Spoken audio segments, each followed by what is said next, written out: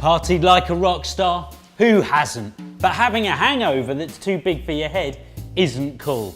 Reputations are built on recovery, and here's how to kick that hangover into touch with my bombastic Bombay eggs.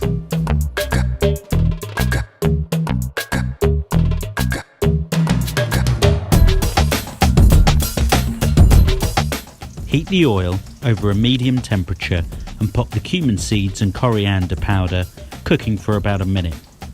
Now add the onion, garlic and ginger and cook until blonde and tanned. Next, pour in the tomatoes and cook for about 10 minutes, stirring every now and then. Add the tomato puree, salt, sugar, chilies and turmeric and mix thoroughly.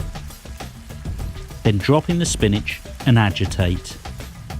Make 4 egg-sized wells in the pan and crack each one into the well.